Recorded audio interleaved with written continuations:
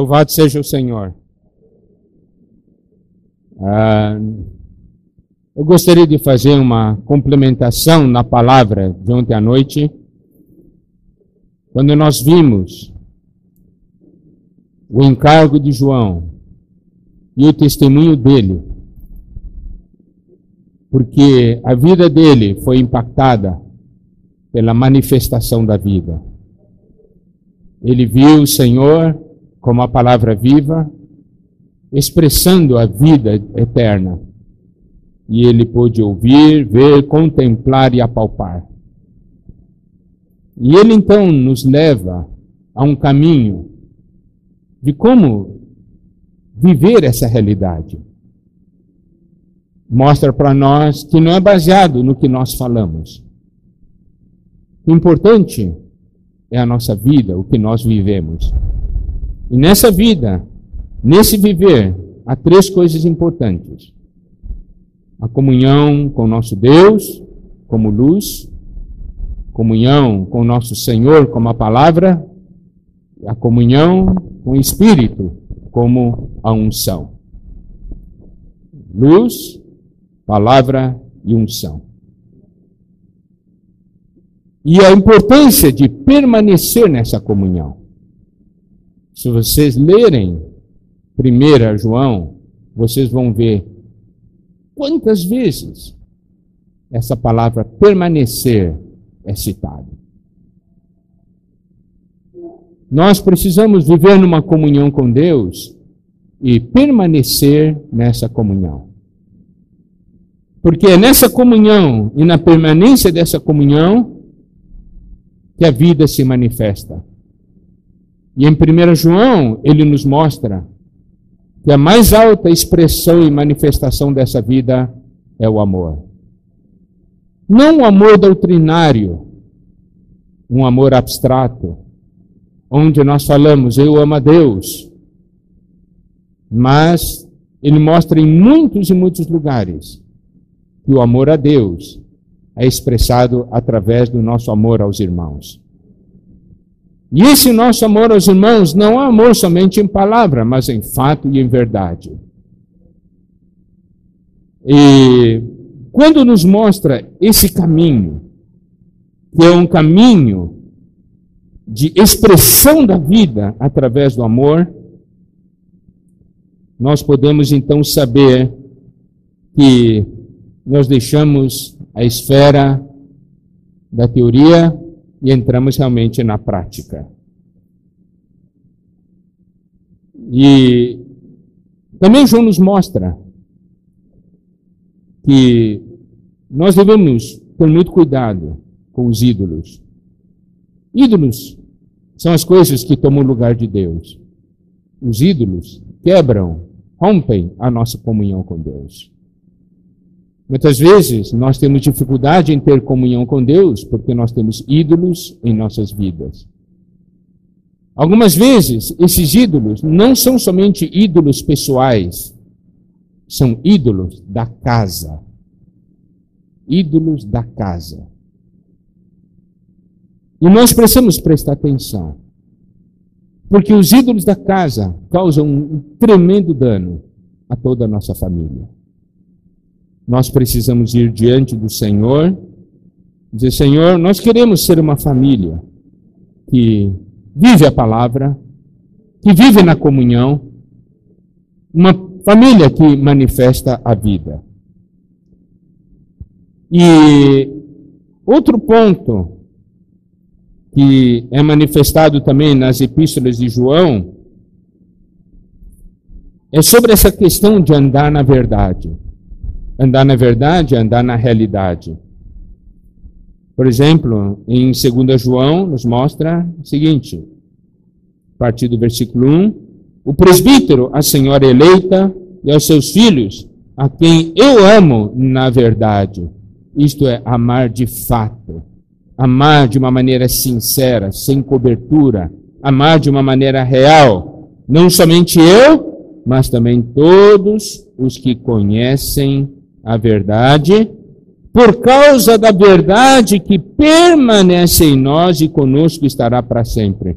Aqui mostra a verdade como uma pessoa.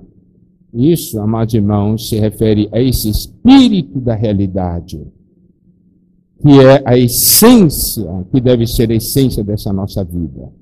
Amém? Daí no versículo 4, no versículo 3 diz: a graça, a misericórdia e a paz da parte de Deus e de Jesus Cristo, Filho do Pai, serão conosco em verdade e em amor. Preste atenção sempre. Verdade e amor. Tá?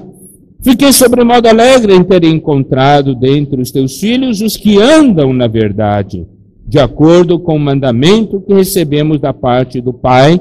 E agora, Senhora, peço-te não como se escrevesse mandamento novo, senão o que tivemos desde o princípio, que nos amemos uns aos outros. E o amor é este, que andemos segundo os seus mandamentos. Este mandamento, como viste desde o princípio, é que andeis nesse amor. Nós podemos ver, novamente, João nos leva ao assunto de andar na verdade e nos leva a essa realidade de viver a palavra, de andar segundo a palavra, que é andar nesse amor. E no versículo 12, o final, ainda tinha muitas coisas que vos escrever. Não quis fazê-lo com papel e tinta, pois espero ir ter convosco e conversaremos de viva voz para que a nossa alegria seja completa. Olha só como João amava a comunhão. Ele queria uma comunhão plena. Ter comunhão com papel e tinta é bom, mas não é bom o suficiente. Bom é conversar de viva voz. Né? Isso é bom. Daí ele disse assim, para que a nossa alegria seja completa. E em 3 João, nós temos algumas coisas que se repetem. O presbítero ao amado Gaio, a quem eu amo na verdade. Amado, acima de tudo, faço votos por tua prosperidade e saúde, assim como é próspera a tua alma. Aqui fala da prosperidade da alma, significa que aqui está um irmão que tem uma alma saturada pelo Espírito. Por isso a sua alma é próspera. E diz, pois fiquei sobremodo alegre pela vinda de irmãos e pelo seu testemunho da tua verdade, como tu andas na verdade. Não tenho maior alegria do que esta, a de ouvir que meus filhos andam na verdade. Nós podemos ver, novamente, essa questão de andar na verdade, viver a prática. E, no final, versículo 13, muitas coisas tinham que te escrever, todavia não quis fazê-lo com tinta e pena, pois em breve espero ver-te, então conversaremos de viva voz. Olha, João amava ter comunhão face a face com os irmãos. Ele queria ter comunhão. Está vendo? Olha só como é importante a comunhão. Amém? Bom, então isso aqui é só uma pequena complementação sobre o que foi falado ontem. Claro, tem muitos e muitos pontos, mas nós não vamos abordar e vamos agora ao encargo de hoje. Como nós falamos, as comunhões de ontem foram comunhões de preparação. Alguns irmãos falaram que o negócio foi como bateu e tal. Não, a gente não fez nada. É a palavra que cortou, é só isso aí, né? Não é verdade? A palavra é viva, a palavra vem e corta assim. Pá, quando vem a luz, o negócio separa e tudo, deixa tudo claro. E claro, nós somos expostos, mas quando somos expostos pela vida, olha, a gente fica alegre, não é? Como dizem os irmãos, assim, a vida da igreja é o único lugar onde a gente apanha, a gente gosta, né? E volta para apanhar mais ainda, não é isso? Mas hoje o nosso encargo é um encargo positivo, porque ontem nós fizemos o fundamento, certo? Hoje nós vamos começar na questão da edificação da meta. Hoje nós vamos já tocar sobre a questão da nossa vida familiar de uma maneira mais ampla. E nós vamos ter como base da comunhão o livro de Efésios. Nessa conferência internacional foi mostrado de uma maneira muito clara, foi traçado o paralelo entre Epístola aos Efésios e os Escritos de João. Então, isso realmente é uma grande riqueza.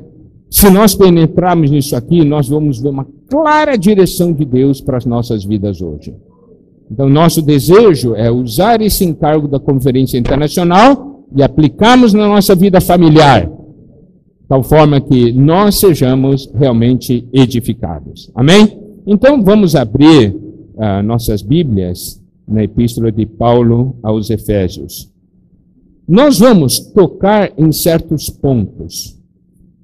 Amados irmãos, nesses dias aqui, nós estávamos tendo comunhão, e comunhão também com alguns casais jovens, e uma coisa foi abordada, é que muitas vezes nós perdemos o foco do nosso casamento. No início a gente fala, não, eu estou casando é por Cristo e a igreja.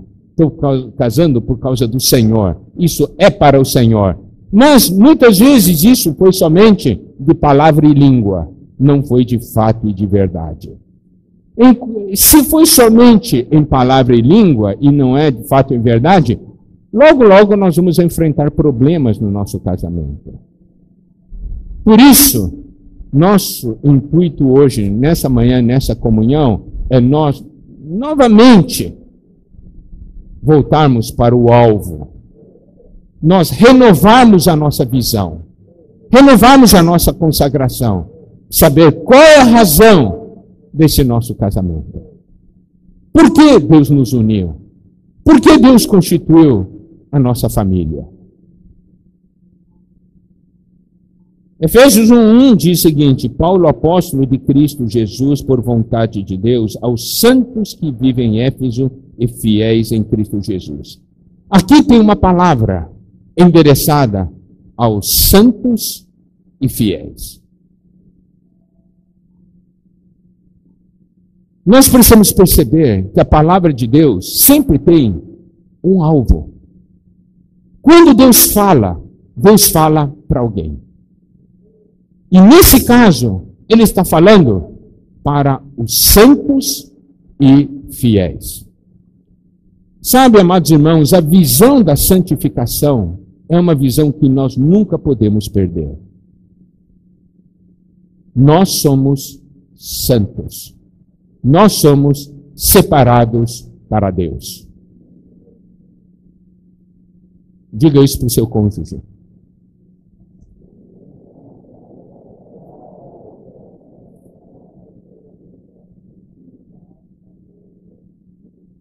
No mundo em que nós vivemos, há um grande problema. Nós recebemos uma pressão muito grande. E quando recebemos essa pressão, nós esquecemos de que nós somos santos e separados. Nós esquecemos que somos diferentes. E essa questão de ser santo, separado, tem dois aspectos. Primeiro aspecto é a santificação posicional. Significa que nós somos transferidos de posição. Nós estávamos em Adão, fomos transferidos para Cristo, não é? Nós estávamos na carne, transferidos para o Espírito. Então, nós temos uma transferência de posição. Hoje, nós estamos numa posição diferente em relação ao passado. E o segundo aspecto é uma santificação disposicional, é uma santificação interior. Na nossa natureza. Por exemplo, se temos 10 copos aqui, e eu pego 5 copos e coloco desse lado, então, 5 copos foram separados posicionalmente. Tá certo? Então, aqui há uma mudança de posição. Mas, vamos voltar aqui. Aqui nós temos 10 copos. 5 copos têm no seu interior azeite. E 5 copos têm no seu interior água.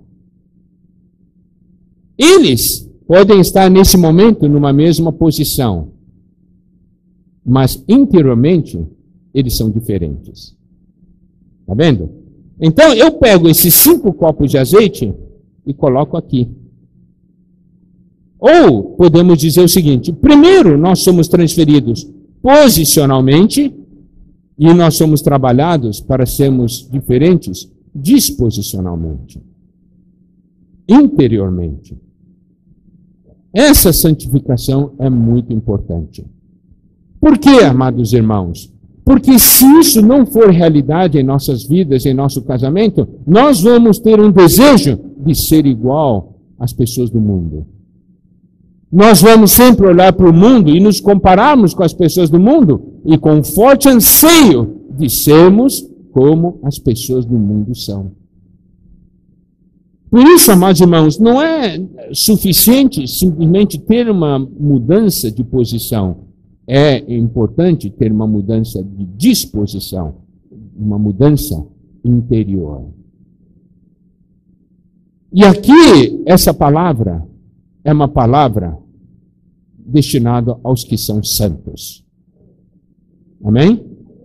Diga para o seu cônjuge: nós somos santos.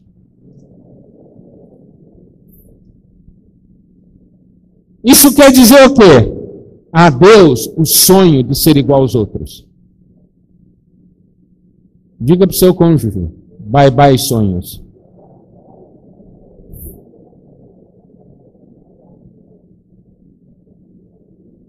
É verdade. É verdade, irmãos. O grande problema nas nossas famílias é que nós falamos que somos santos, mas nosso desejo é ser igual aos outros. Ser igual aos outros desse mundo. Nosso desejo não é tanto ser como os exemplos positivos da Bíblia. Nós olhamos muito para as pessoas do mundo, para aqueles que estão à nossa volta. E nós perdemos o nosso alvo. Esquecemos por que nós casamos, por que nós estamos constituindo família. Essa palavra aos Efésios não é somente para os que são santos, é uma palavra também para os que são fiéis. Isso quer dizer o quê? Eu tive uma visão e eu sou fiel a essa visão. Eu tive um chamamento e eu sou fiel a esse chamamento. Essa é uma palavra para os que são fiéis. Nós não somente devemos ser santos, mas como nós devemos ser fiéis. Se nós temos então essa percepção, sabendo que Deus procura santos e fiéis, então com esse sentimento nós os entregamos ao Senhor. Senhor, nós queremos ser fiéis à visão celestial que nós tivemos desde o nosso início. Está certo ou não? Muitas vezes nós esquecemos daquela nossa consagração. Nós esquecemos da visão que recebemos no início. E daí nós começamos a viver para nós mesmos. Para as satisfações pessoais, para as metas pessoais, e a meta de Deus nós deixamos de lado. Então aqui existe uma palavra para aqueles que são santos e são fiéis. O que os santos e fiéis precisam ver? Versículo 3. Bendito Deus e Pai de nosso Senhor Jesus Cristo, que nos tem abençoado com toda sorte de bênção espiritual nas regiões celestiais em Cristo. Aí nós precisamos ver o quê? Que nosso Deus e Pai, Ele nos tem abençoado com toda sorte de bênção espiritual nas regiões celestiais em Cristo. Acredite se quiser.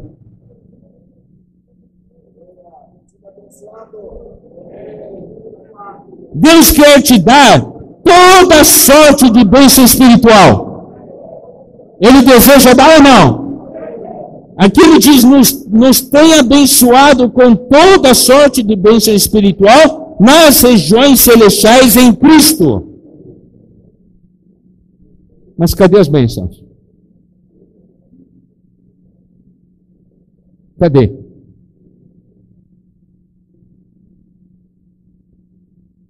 Deus quer dar. Você quer receber? Ou você não tem tempo de receber, porque você está correndo atrás de outro tipo de bênção. Você quer outras coisas.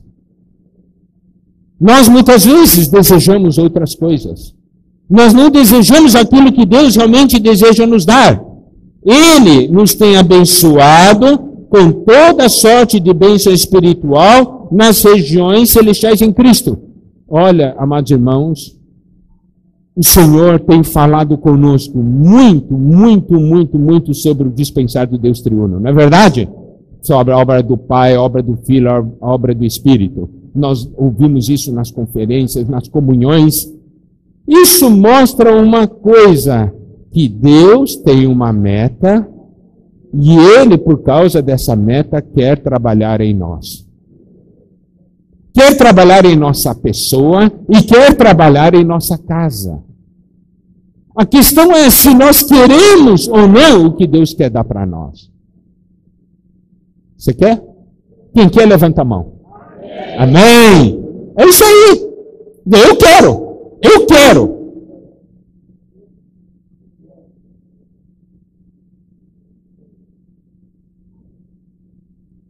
E Deus não fica só em palavras. Nosso Deus não é um Deus que fala e fica aí. Ele faz. Ele faz. E aqui ele mostra, essa porção mostra o que ele já fez.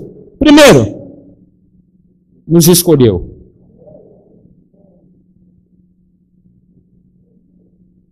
Você foi escolhido. A gente esquece disso, não se esquece? Mas não é para a gente esquecer, não. Nós somos escolhidos. Não só você e seu cônjuge, sua família. Nós fomos escolhidos.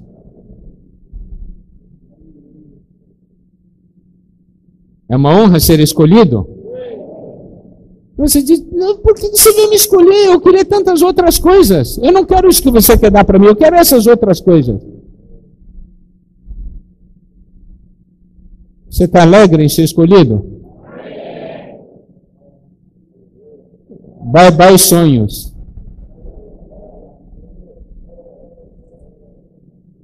É? E se Deus escolheu você para fazer algo que você não quer? E aí?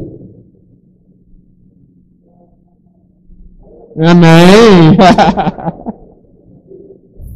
Está vendo? Isso é uma questão de visão. Nós vivemos para quê? Nós vivemos para quê? Irmãos, eu vou dizer uma coisa. Epístola aos Efésios, quando os Efésios receberam, eles ficaram analisando só. Não procuraram viver, não foi isso? E nós vamos analisar ou nós vamos viver?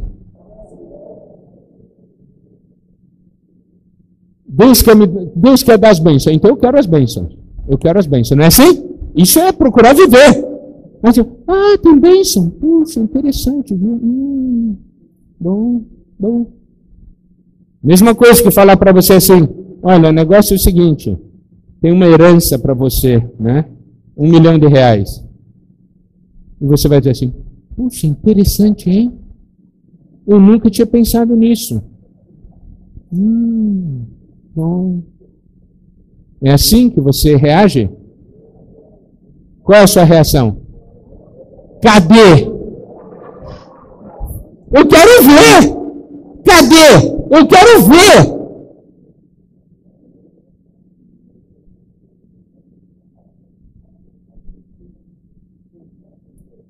Não é? Você quer um negócio assim, eu todo dia falo para você, você tem R$1 milhão. Miguel, chega de papo. Eu quero ver. Eu quero apalpar.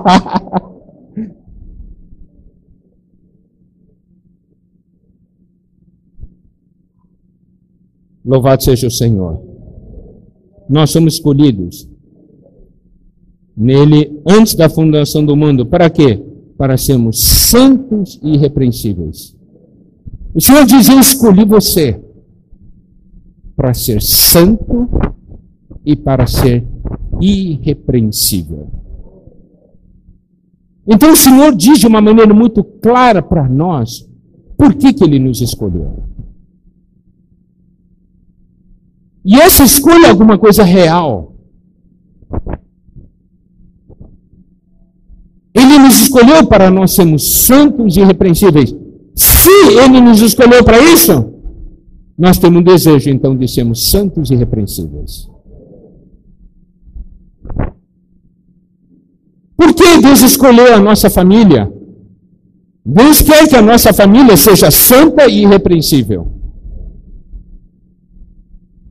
E devemos nos sentir alegres porque nós somos escolhidos. Antes da fundação do mundo. Nele, em Cristo. Não é? E, amados irmãos, se nós temos essa visão, nós saberemos para onde caminhar. E nós vamos estar muito claros para que nós estamos aqui. E aqui diz ainda, em amor nos predestinou para Ele. O que significa predestinar para Ele? Significa, eu já destinei você de antemão. É para mim. Você é para mim. Deus quer falar uma coisa conosco. Sua família é para mim. É para mim. Diga para o seu cônjuge, a nossa família é para o Senhor.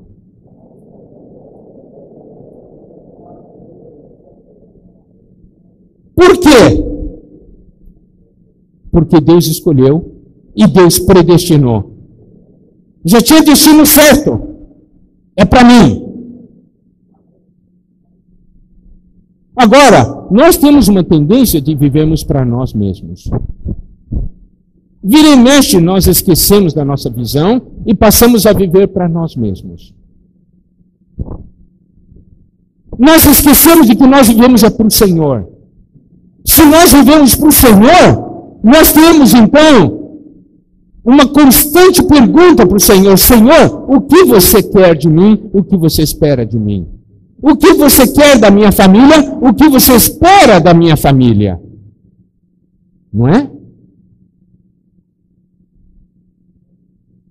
Não é uma questão de nós darmos o destino que nós queremos para a nossa família, mas darmos o destino que Deus quer para a nossa família. E existe algo melhor ou de mais valor do que uma família pertencer ao Senhor e servir o Senhor? Tem ou não tem? Não. Então nós temos que ser práticos. Hoje nossa família é do Senhor? Daí João vai dizer assim: se dissermos a minha família é do Senhor, mas a sua família não serve ao Senhor, é mentira.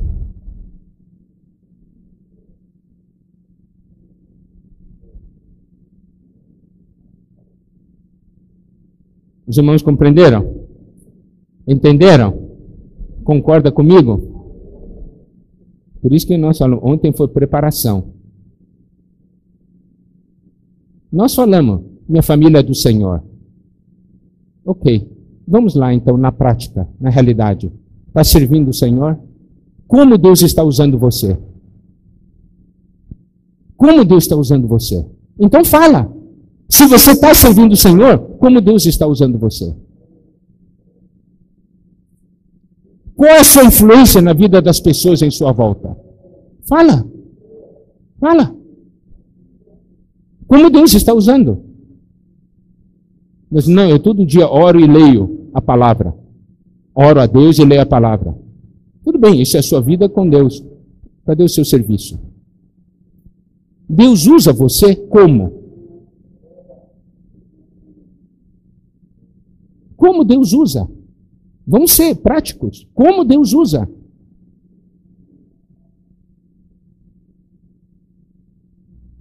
Irmãos, nós não estamos enfatizando obra. Nós estamos falando de ser usado por Deus. Isso é diferente. Não estamos falando de obra em você querer fazer algo para Deus, mas Deus usar você. Como Deus está usando você? Como Deus está usando sua família?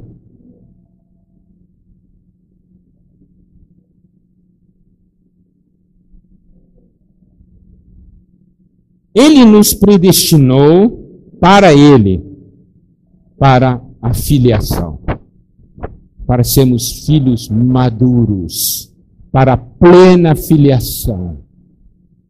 Por que Ele quer filhos maduros? Porque Ele quer dar uma comissão, Ele quer entregar um governo.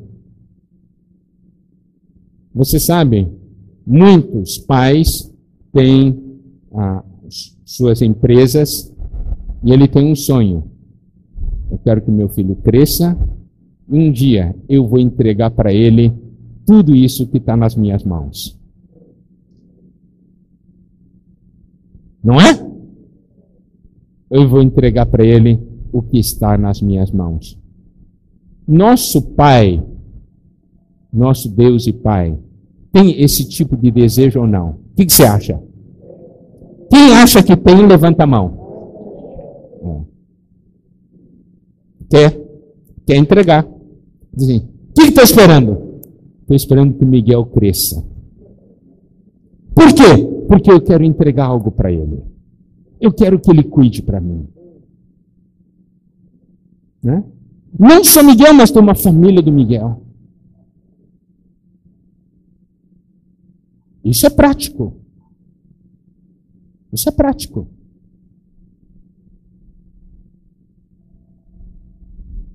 Uma plena filiação. Filhos maduros, crescidos, que podem receber a herança. Não crianças. E para isso, a necessidade de continuamente sermos aperfeiçoados. E aqui diz que nós, para plena filiação, para adoção de filhos, que é a questão da plena filiação, por meio de Jesus Cristo, segundo o beneplácito da sua vontade. É o bom prazer da sua vontade. Significa que Deus tem uma vontade. Deus tem a vontade é que nós cresçamos em vida, sejamos filhos maduros para Ele entregar as coisas para nós. Nós nos tornemos seus herdeiros legais, prontos para receber a herança. Deus tem essa vontade e por causa dessa vontade, isso dá um prazer para Deus. Significa bom. Isso toca o sentimento de Deus. Deus tem prazer nisso. É o bom prazer da sua vontade. Isso significa que Deus tem alegria nisso. Puxa, estão crescendo. Estão quase. Que bom. Estão crescendo. Puxa.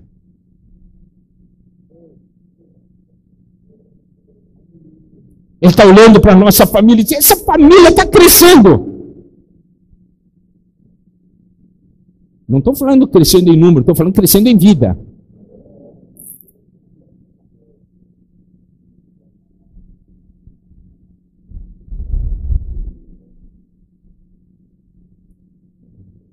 Isso é algo que está no coração de Deus.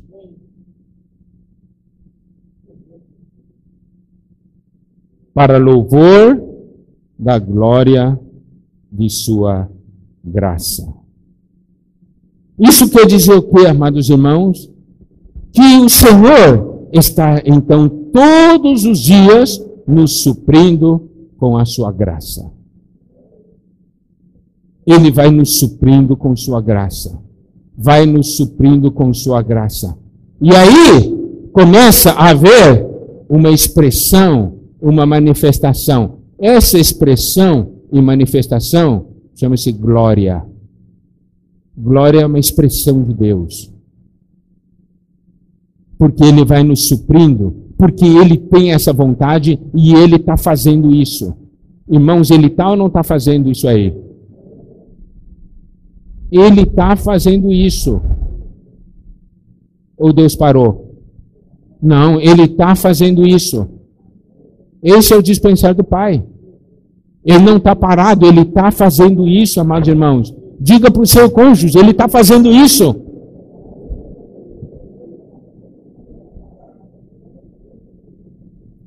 Mas muitas vezes nós não percebemos, mas Ele está fazendo isso.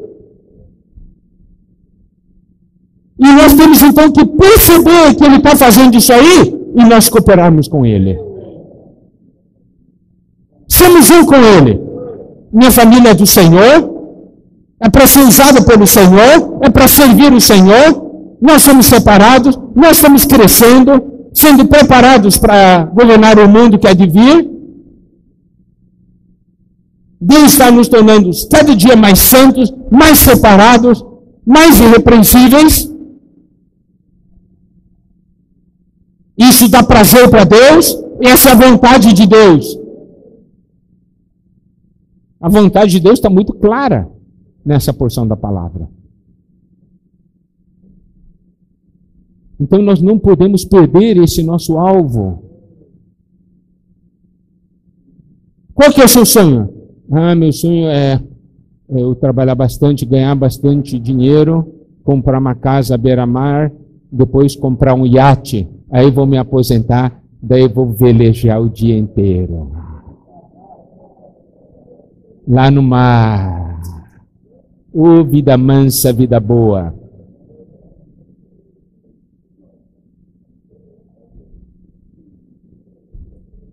Esse é o grande sonho da minha vida.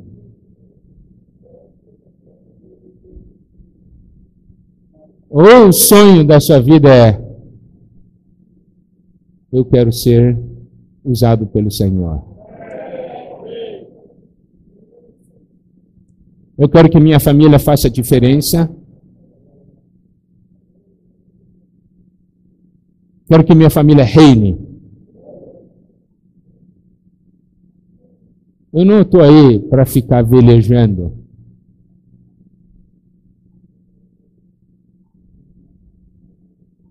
Louvado seja o Senhor.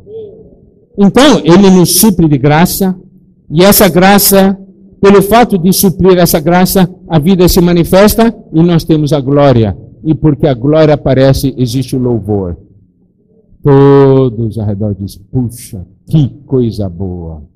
Olha que maravilha. O universo inteiro falando: olha só que maravilha. Olha Deus expressado naquela família. Algumas vezes pode parecer um sonho muito distante.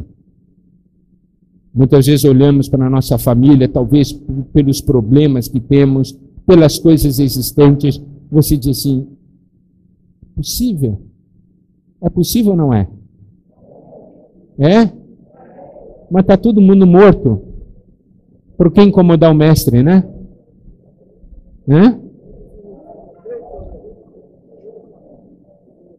É isso aí. Vocês pegaram bem o fundamento.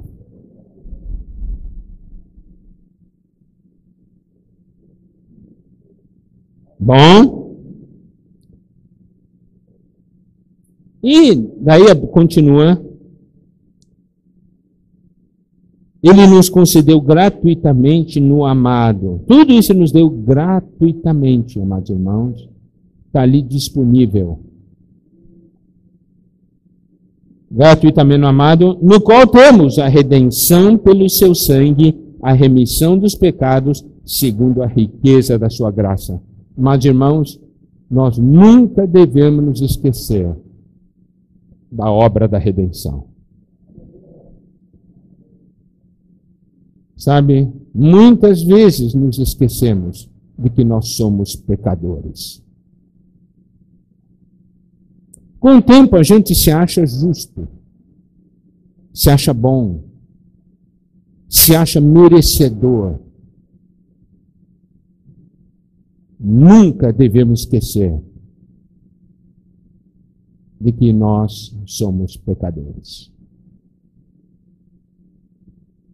Quando nós sabemos que nós somos pecadores, nós sempre vamos desfrutar da obra da redenção.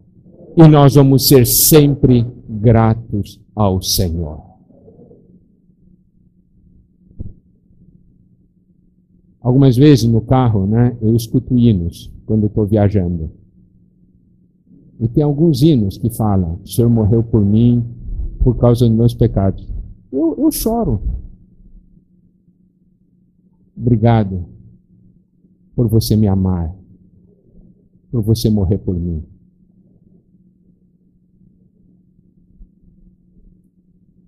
É bom saber que eu sou um pecador.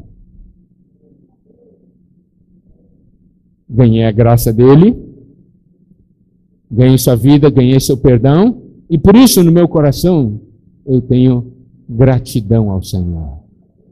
Eu sou grato ao Senhor. Ele morreu por mim, ele morreu pela minha esposa, morreu pelos meus filhos. Ele salvou minha família. Há uma gratidão no coração por isso. Daí você pode dizer: Miguel, isso você é muito infantil. Eu já cresci. Eu já estou além disso aí. Lembra de uma coisa. Em Apocalipse, o Senhor é apresentado como o Cordeiro. O trono de Deus e do Cordeiro. Significa, isso é algo que nós nunca devemos nos esquecer, e nós nunca vamos esquecer que nós somos pecadores, mas Deus veio e nos salvou. E nos tornou seus filhos. Por isso nós temos gratidão. Por isso nós amamos o Senhor. Nós amamos porque Ele nos amou primeiro. Ele não precisa mais provar o seu amor por mim, porque Ele já provou. Não é?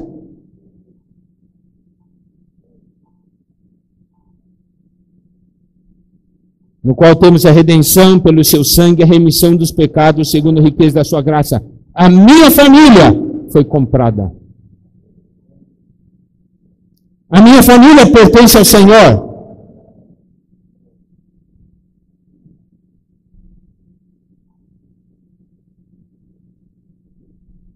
Nós temos tudo isso, segundo a riqueza da sua graça, que Deus derramou abundantemente sobre nós, em toda sabedoria e prudência. Sabedoria está ligado ao plano de Deus.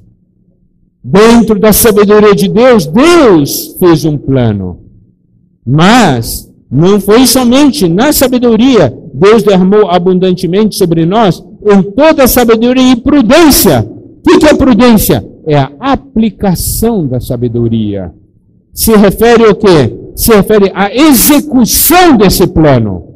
Servos fiéis e prudentes. Prudente é aquele que executa o plano, sabe executar o plano. Deus derramou, Deus não ficou somente no plano, Deus executou o plano. E aí nós estamos aqui porque Deus executou o plano. Sua família existe porque Deus executou o plano. Não é? Minha família é para Deus. Eu não posso me esquecer disso. Eu tenho que ter claro, isso bem claro na minha vida. Por que minha família existe? Há uma função. Se você lê a Bíblia, você vê muitas e muitas famílias usadas por Deus. E quando você lê na Bíblia, você claramente Fica ciente de que essa família Deus preparou para o seu plano. E por causa dessa família, todos foram abençoados. Por causa dessa família, o plano de Deus foi levado adiante. E essa é também a razão da sua família.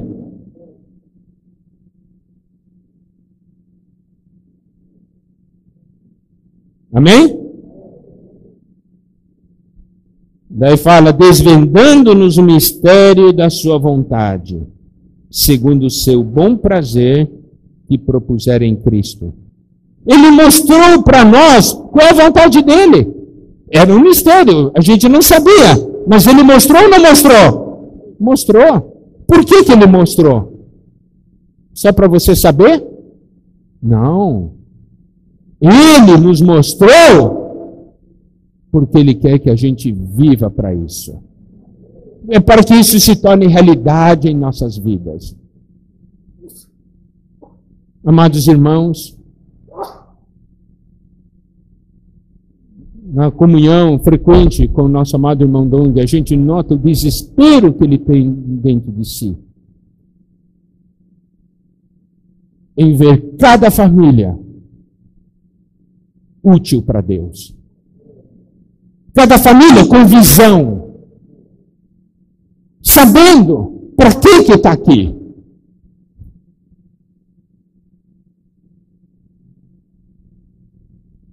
Se nós temos uma visão clara, amados irmãos, sobre por que nós estamos aqui, nossa vida, nosso viver, nossa comunhão, nosso relacionamento muda. Algumas coisas que para nós estava lá em cima, era a coisa mais importante. Daí, quando temos a visão, isso que tinha tanta importância, passa a ser alguma coisa tão pequena, insignificante. Porque é insignificante aos olhos de Deus. Hoje, muitos casais discutem por certas coisas. Eu quero fazer a pergunta: essas coisas pelas quais vocês estão discutindo é algo importante para Deus? Ou é algo insignificante? Existem brigas tremendas sobre como vai pintar a cor de uma parede da sala. Está a ponto de separação. Porque aquela cor da sala é minha vida. Se não pintar daquela cor, eu morro. Eu só estou aqui exemplificando, irmãos. Vocês entendem o que eu quero dizer. É, isso aí. Eu vou dizer uma coisa. A questão é a seguinte: tem tanta briga e discussão. Por quê?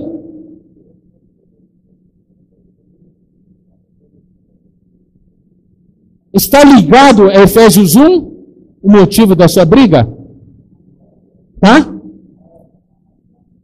Se não tá, então é insignificante.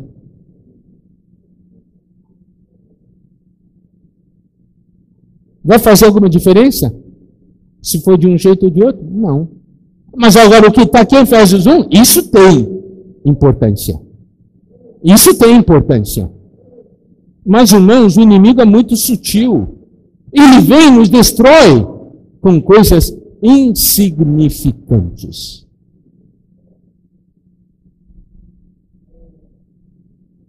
Nós não vamos dar chance para ele. Ele nos desvendou o seu plano. Era um mistério, hoje nós conhecemos. E aqui ainda continua mostrando uma coisa muito importante. Versículo 10. De fazer convergir nele na dispensação da plenitude dos tempos todas as coisas, tanto as do céu como as da terra. Isso, e convergir significa encabeçar. Todos que têm que convergir para um ponto. Então esse ponto aqui vai encabeçar tudo. Sabe o que Deus está fazendo nos tempos finais? Colocando todas as coisas para serem encabeçadas por Cristo. Não é para você ser cabeça, é para Cristo ser cabeça. Isso é algo que Deus está fazendo. A gente está deixando ou não? Nós temos que saber, isso é algo que Deus está fazendo. Algumas vezes, então, a gente passa por tribulações, situações difíceis. Deus diz assim, por quê? Por quê? Por quê? Diz assim, porque eu preciso ser cabeça na sua casa. Eu preciso ser sua cabeça. É por isso que está passando por isso. Porque você sabe demais, pode demais.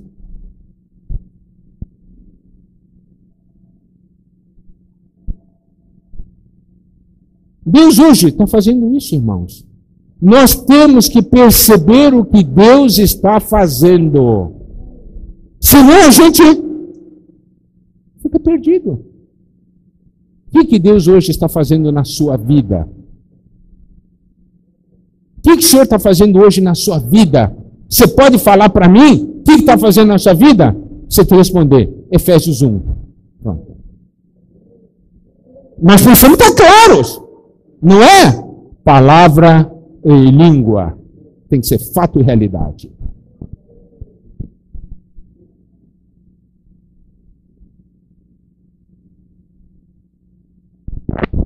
O Senhor tem que cabeçar.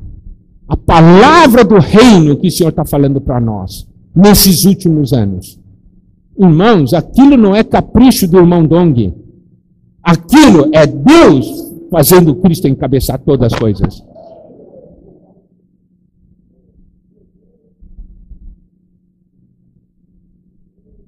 Estamos falando tanto do reino, amados irmãos. Não é para ser uma doutrina mais nosso meio. É para que o encabeçamento de Cristo se torne realidade, principalmente dentro da nossa casa.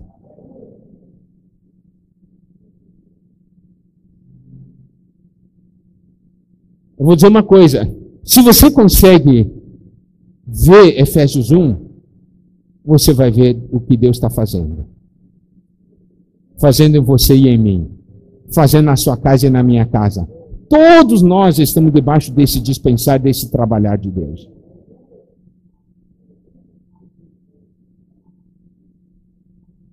Nele digo, no qual fomos também feitos herança, predestinados segundo o propósito daquele que faz todas as coisas conforme o conselho da sua vontade. Nosso Deus, nosso Senhor, o nosso Senhor Jesus, ele vai fazer todas as coisas conforme o conselho da sua vontade. Ele diz, eu vou fazer e ponto final. E vai acontecer. E sabe, dentro desse seu plano, o que é? Nós sermos a herança dele.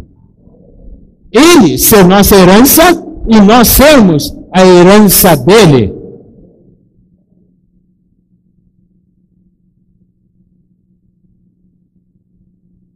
Amados irmãos, isso Deus está fazendo. Ele quer que sua família seja a herança dele.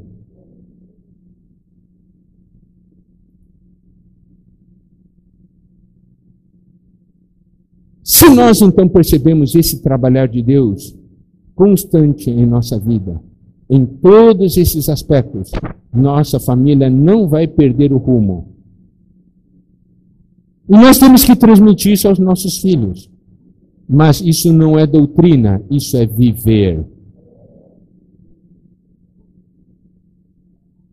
Eu não quero que meus filhos digam, pai, você fala muito, mas não vive nada.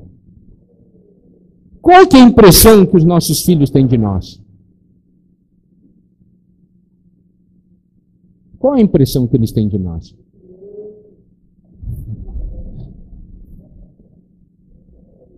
Não é verdade, muitas vezes é isso aí mesmo. Mentiroso. Mas você fala, mas não tem nada disso. Eu não vejo nada disso que você fala na vida.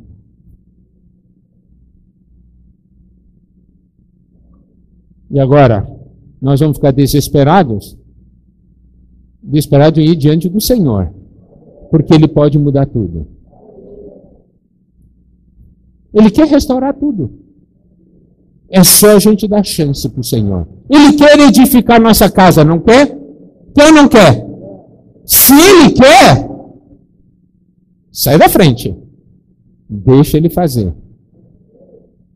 Ele quer. Amém? Muitas vezes, amados irmãos, por causa dos nossos conceitos, nós impedimos o Senhor de trabalhar.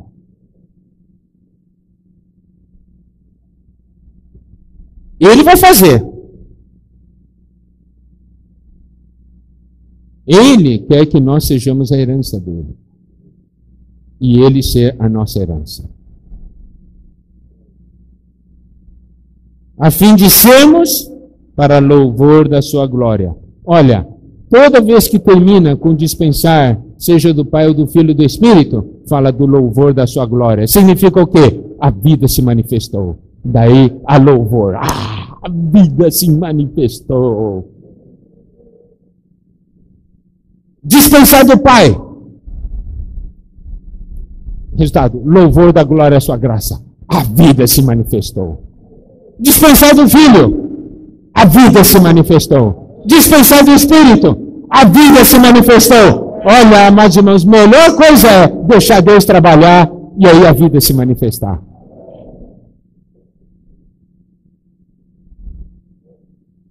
Amém? Nós, os que de antemão esperamos em Cristo, em quem também vós, depois que ouvistes a palavra da verdade, o evangelho da vossa salvação, tendo nele também crido, fostes selados com o Santo Espírito da promessa, o qual é o penhor da nossa herança, até o resgate da sua propriedade, em louvor da sua glória. Oh, aleluia! Que também nós temos que trabalhar do Espírito, nós somos selados com o Espírito, e Ele é o penhor da nossa herança, Ele é garantia. Garantia de que um dia isso vai se tornar realidade. O que é? O Espírito. O Espírito é garantia. A gente pode olhar para a nossa casa e falar assim, acho que não tem jeito. Mas, daí você olha assim e diz assim, mas está cheio de defeito. Mas daí você olha ali, eu encontrei o certificado de garantia aqui. Quer dizer que é possível reparar tudo. Tem jeito de consertar tudo. Não é beleza, Mauriel? Você tem certificado de garantia, diz, o negócio, tem garantia aqui, o negócio vai ficar zerinho. Zerinho. É o Espírito. É o Espírito. Nós temos recebido a palavra de Deus. Invocar o nome do Senhor. Exercitar o Espírito. Voltar para o Espírito, não é assim? O que é isso aí? É deixar a garantia operar. No Espírito, resolve tudo. Não resolve? Resolve. Olha João. João doidinho para sentar um do lado do Senhor. O sonho dele não era pequeno, não. Era grande. O que você quer? Uma coisinha simples. Senhor, você dá uma coisinha para mim? O que é? Sentar do seu lado. Daí o Senhor falou um pouco com ele, foi iluminado. Buscou isso? Não. Nunca mais buscou isso aí. E se tornou essa bênção. Não é? Tem jeito. Esse mesmo que queria mandar descer fogo do céu. Tão cheio de amor, né? Contrariou. Desce fogo e queima. Você pode imaginar esse falando? Amar uns aos outros. Você tem que amar. Eu vou dizer uma coisa, na vida da igreja, olha, nós somos tremendamente expostos. Tem certos irmãos que a gente quer que desça fogo do céu e queime. Não é verdade? Isso é o nosso ser natural, mas a gente vai diante do Senhor e diz, que espírito é esse? Ó Senhor, ó Senhor.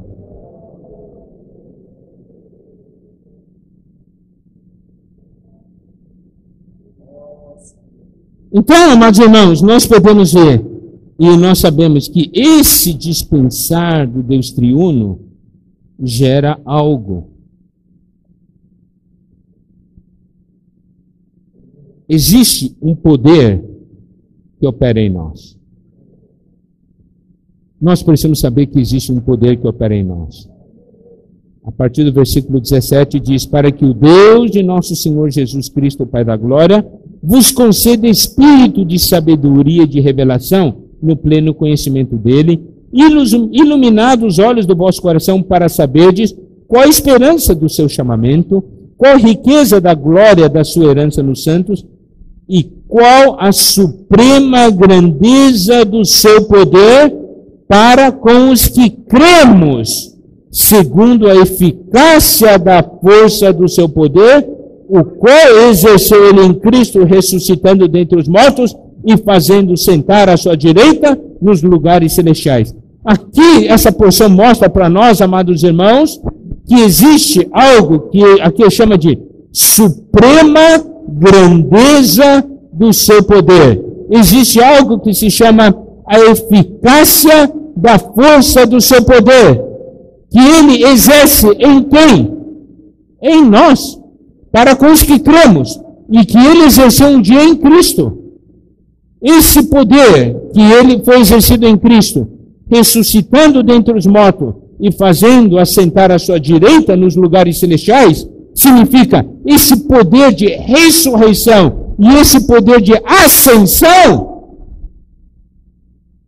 é o mesmo poder que hoje opera em você e em mim.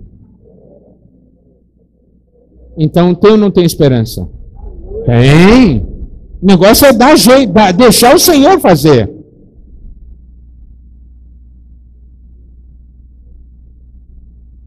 Imagina, irmãos, aqui diz, é o mesmo poder.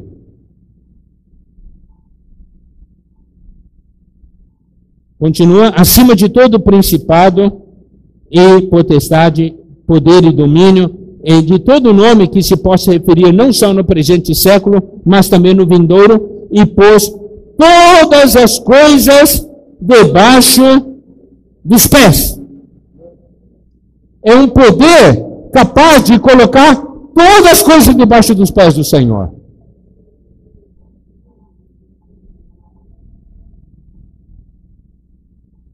O inimigo opera? Opera. Faz muitas coisas? Faz. Ele está por cima? Pode ser. Mas o resultado é que ele vai estar por baixo. Porque esse é o poder que ele exerce em nós. E também, para ser o cabeça sobre todas as coisas, deu à igreja. É o poder que faz com que Cristo encabece todas as coisas. Isso foi dado para a igreja. Foi dado para nós. Foi dado ou não foi dado? Foi. O que a gente tem que fazer? Começar a usar. Se a gente não quer viver, não usa. Se a gente começa a viver, a gente usa.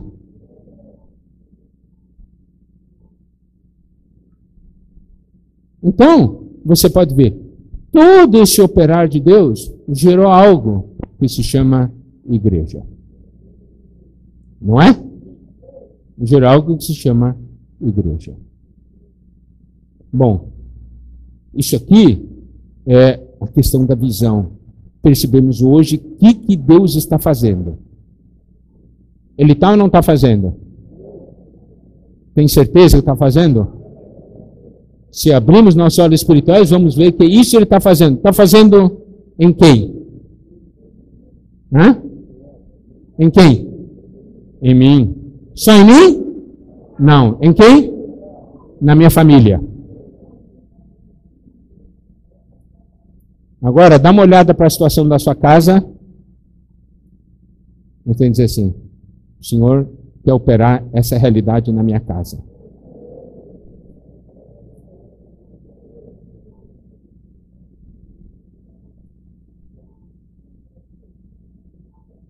Nós agora vamos para Evangelho de João, capítulo 1.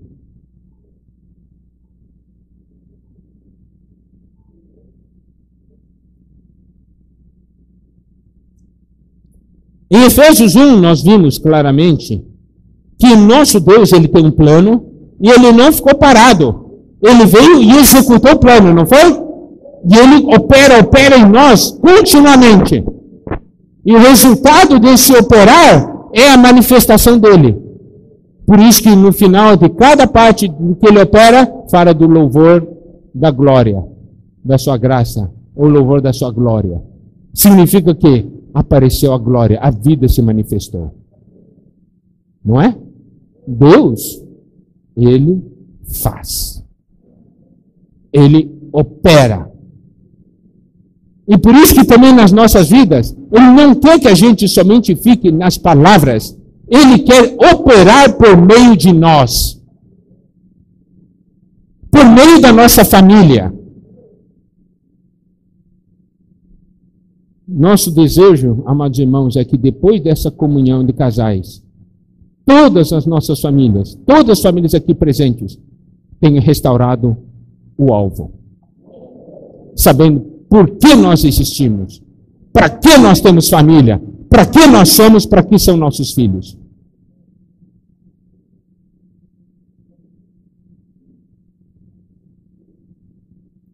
Bom, vamos para o Evangelho de João, capítulo 1, para a gente juntar os dois.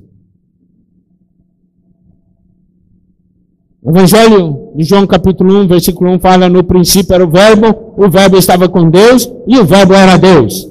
Aleluia! Nós temos a palavra lá no início. Lá desde o princípio. E essa palavra é Deus.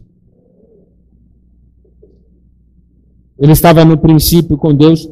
Todas as coisas foram feitas por intermédio dele, e sem ele, nada do que foi feito se fez. Ele é que faz todas as coisas. Amém? Olha só, essa palavra não ficou só palavra. Essa palavra fez. Essa palavra teve ação. É disso que Deus quer nos salvar hoje, irmãos. Porque nós temos muita palavra e pouca ação.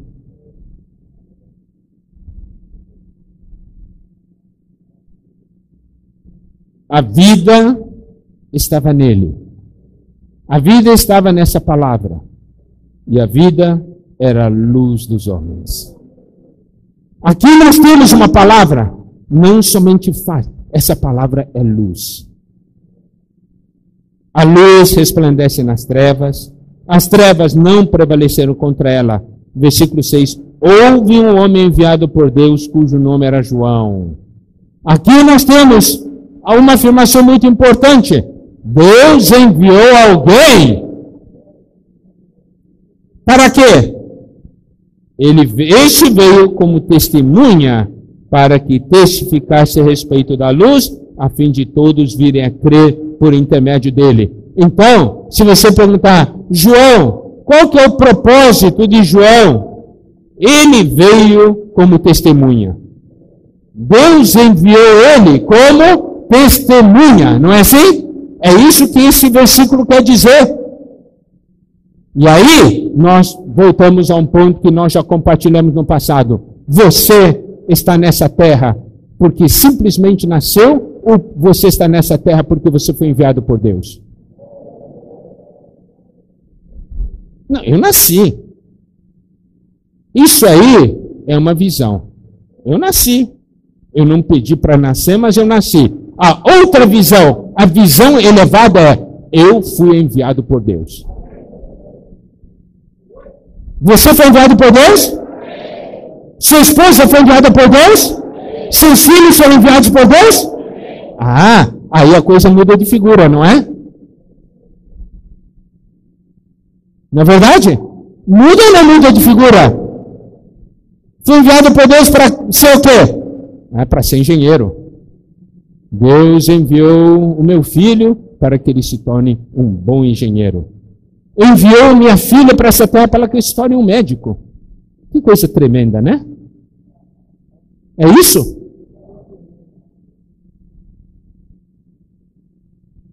É porque Deus tem um plano. Deus faz. E Deus não fica só nisso aí. Deus nos envia. Nós estamos aqui porque fomos enviados por Deus. Diga isso para o seu cônjuge.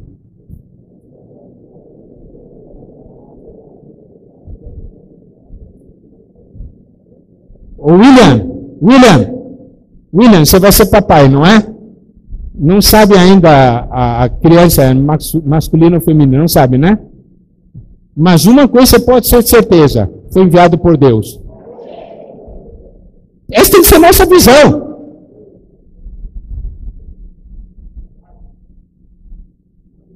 E estou aqui porque eu fui enviado por Deus. Isso é alguém que conhece o plano de Deus. É alguém que conhece Efésios 1.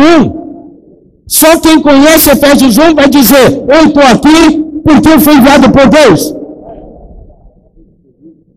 Não é? Separado, escolhido, predestinado. Estava tudo certinho já. E um dia aparecer aqui porque eu fui enviado por Deus. A minha família, mesma coisa. Se fui enviado por Deus, tem uma missão aqui. Não veio simplesmente, não está aqui para estar simplesmente.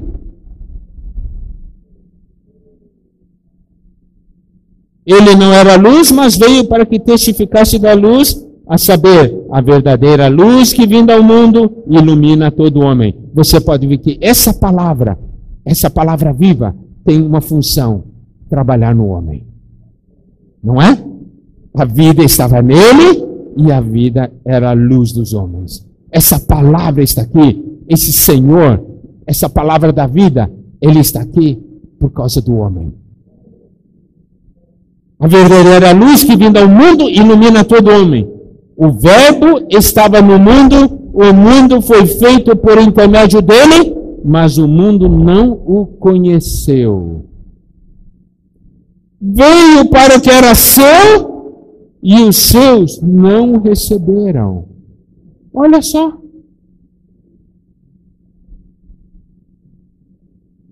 Ele veio para os seus. Imagina, sua família enviada por Deus. Daí o Senhor chega para sua família. Daí pergunta assim, vocês me recebem? E sua família diz, não. Veio para o que era seu e os seus não o receberam. Eu vou tocar um ponto. Daí sua família está aqui, daí o Senhor vem e diz assim, eu enviei vocês. Ele, no plano, no coração do Senhor, diz assim, essa família tem tal missão, tem tal comissão. Daí o Senhor chega e fala para sua família da comissão que Deus deu. E você, como chefe da família, diz para o Senhor, não. Eu estou aqui para outra coisa.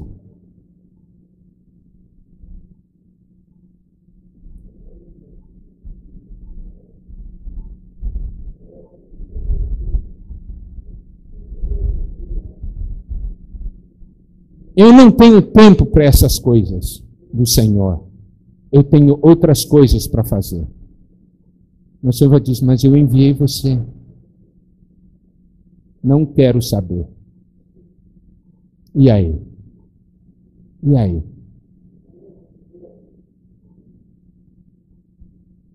Mas a todos quanto receberam, deu-lhes o poder de serem feitos filhos de Deus. Aleluia! Porque tem aqueles que recebem. E quem recebe, nasce de Deus.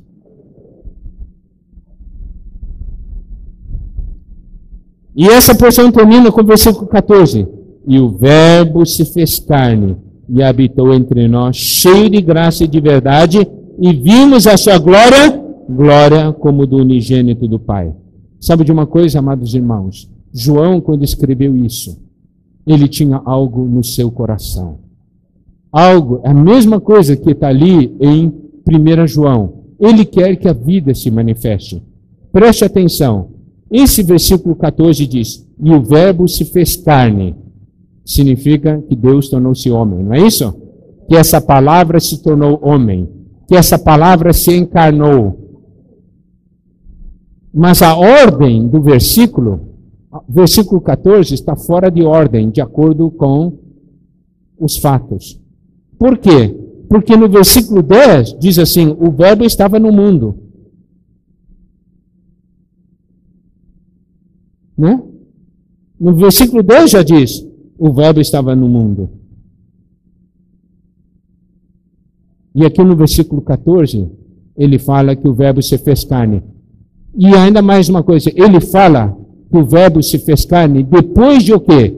Depois dos versículos 12 e 13. Versículos 12 e 13 dizem o seguinte, mas a todos quantos o receberam, deu-lhes o poder de serem feitos filhos de Deus, a saber, aos que creem no seu nome, os quais não nasceram do sangue, nem da vontade da carne, nem da vontade do homem, mas de Deus, e o verbo se fez carne.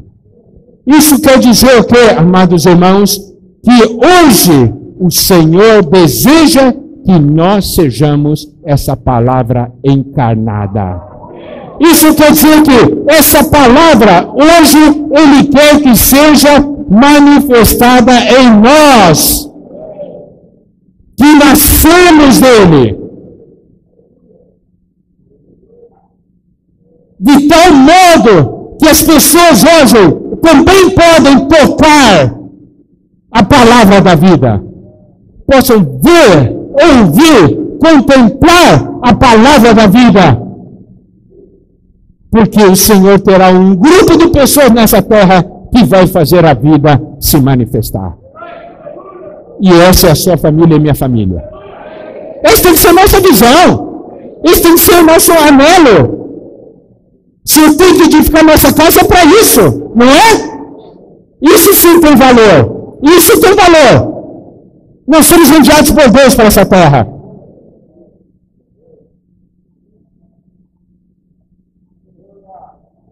Aleluia!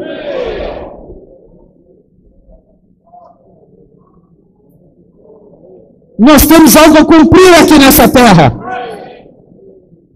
Não é só viver a minha gostosa vida da igreja. É bom viver a gostosa vida da igreja. Nós precisamos. Porque precisamos ser fortalecidos, precisamos crescer. Isso é bom. Mas não suficiente ainda. Nós temos uma missão a cumprir. Tá certo? Louvado seja o Senhor. Amém. Nós vamos ficar por aqui hoje de manhã. Continuamos à noite. Jesus é o Senhor. Podemos ter comunhão em pequenos grupos.